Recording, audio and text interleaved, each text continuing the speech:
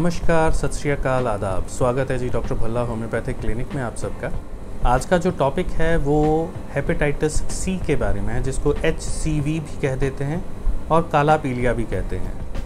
ये एक viral infection है जो कि आहिस्ता आहिस्ता लिवर को डैमेज करता जाता है और लिवर फेलियर हो जाता है। डैमेज होने का अर्थ ये है कि उसमें सूजन आ जाएगी और उसके फंक्शंस आहिस्ता आहिस्ता कम होने शुरू हो जाएंगे, मगर ये एकदम से नहीं होता।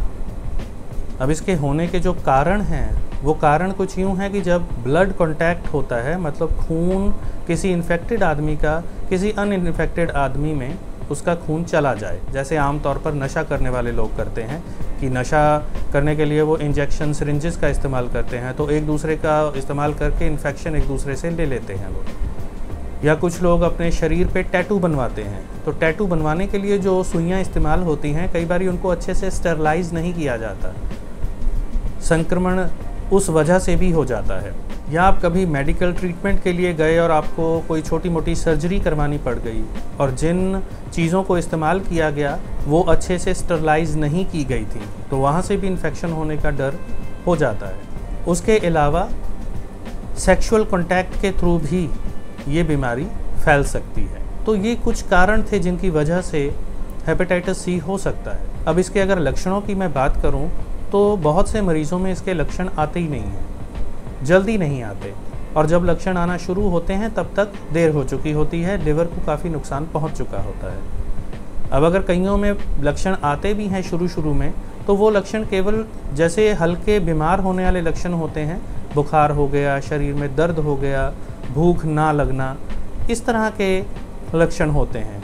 या कुछ मरीज़ों में जैसे जॉन्डिस वाले लक्षण हो जाते हैं, आँखों का पीलापन, यूरिन बहुत ज़्यादा पीला आना, या स्टूल का कलर जो है वो फीका पड़ जाना, पेल स्टूल कह देते हैं जिसको, पेट में दर्द होना, उल्टी टट्टियाँ लग जाना, ये तकलीफ़ें हो सकती हैं।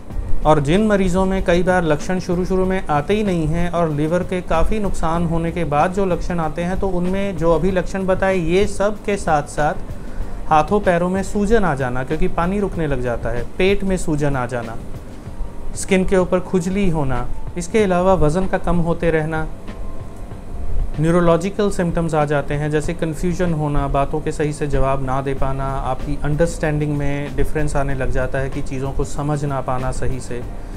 कईयों के शरीर पे नील पड़ने लग जाते हैं, अचानक से कहीं हल्की सी खरोंच आई और खून ज़्यादा आ गया, तो ये चीज़ें होने लग जाती हैं एडवांस स्टेज में जाकर। अब इस बीमारी के बारे में पता कैसे लगाया जा सकता है, इसका डायग्नोसिस कैसे बनता है, तो इसके लिए HCV एंटीबॉडी टेस्ट होता है। अगर इस टेस्ट में पॉजिटिव आ जाता है रिज़ल्ट, तो उसके बाद RNA PCR टेस्ट होता है, जो कि वायरस को जानने के लिए ज़रूरी होता है कि वायरस कितना है, वायरस है शरीर में, उस पर्टिकुलर वायरस के लिए फिर आगे वो टेस्ट कराया जाता है। इसके साथ साथ लिवर की तंदुरुस्ती को जानने के लिए और भी टेस्ट कराए जाते हैं, जैसे लिवर फंक्शन टेस्ट हो गया। लिवर फंक्शन टेस्ट के अलावा अल्ट्रासाउंड या MRI कराई जाती है, ये देखने के लिए कि लिवर के अंदर जो ऐंठन तो नहीं आ गई, लिवर के सेल्स डैमेज तो नहीं हो गए ज़्यादा। और अगर इन टेस्टों के साथ किसी नतीजे पे नहीं पहुंच सकते, तो फिर आखिर में लिवर बायोप्सी कराई जाती है। ये सारी चीज़ें हेपेटाइटिस सी को कंफर्म करने में मदद करती हैं।